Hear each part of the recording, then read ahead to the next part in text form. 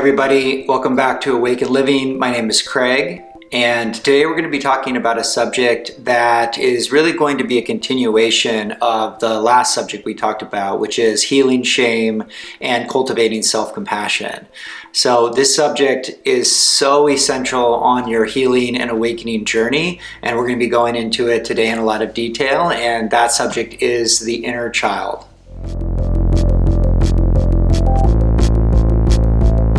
So the inner child is a subject in psychology and in your psychological healing that is incredibly important and valuable. It also connects with our sense of spirituality or our spiritual awakening journey as well. In fact, I feel like the inner child and learning how to heal shame and heal the inner child is really like the foundation of healing and awakening on our path. So we talked last time about shame and how in childhood shame arose in many of our cases from this very intelligent translation or mistranslation of certain trauma or wounding or conditions that were present in our childhood, causing us to feel scared, intimidated, overwhelmed.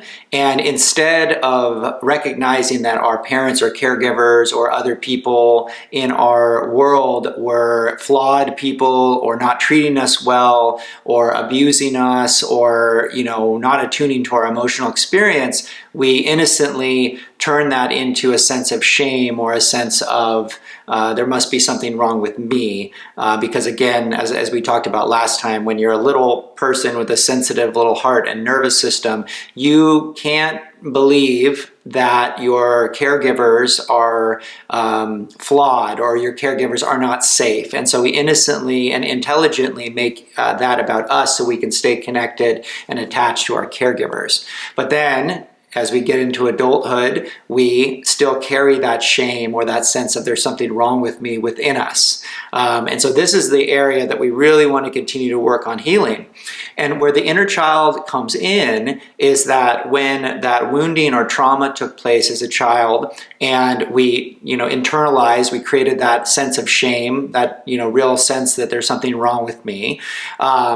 Then what happens is then we grow up to adults that feel that way, and there's a disconnect between our adult self and the child that went through what it went through. So basically what happens to yourself as a child when you're experiencing either trauma or wounding or emotional misattunement is not only do we develop a sense of shame or there's something wrong with me, but often what that results in is a nervous system dysregulation as well when we're a child. So that could be anxiety, a hypervigilance, tracking other people, making sure your environment is safe, but all of that results in a dysregulation of the nervous system. And then there's all these symptoms of that dysregulation that form in childhood and then often lead into adulthood. And some of those, again, symptoms as an adult: anxiety, depression, shame, unworthiness, dissociation, a lot of other different symptoms that form, ends up being a lot of the things as an adult that we don't necessarily like about ourselves, or we may even despise about ourselves. So again, a sense of shame or anxiety or fear or self-doubt. So all of these parts about ourselves that we don't like or that we don't accept get banished to the shadow. And that's where the inner child lives until the healing takes place. So the inner child is kind of banished to the shadow. It becomes exiled. It becomes an orphan. And my teacher, Matt Licata, would say often that your young child and the aspects of that young child that got dysregulated, the anxiety, the shame, the fear, these parts of ourselves that we normally don't want to feel, is like this orphaned child that is outside in the rain and basically just knocking on our door, knocking on the door to our adult self, to our being and to our psyche.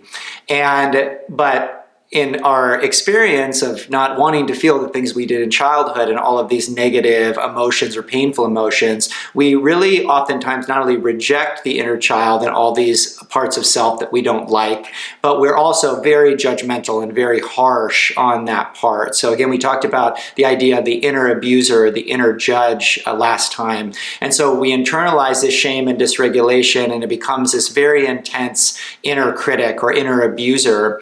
And that inner abuser, instead of allowing the child, this dysregulated child with all these symptoms that we don't want to feel, instead of allowing that child to come back in and holding it and loving it and accepting it again, kind of bringing it back into the body, integrating it back into the psyche, we reject that young child.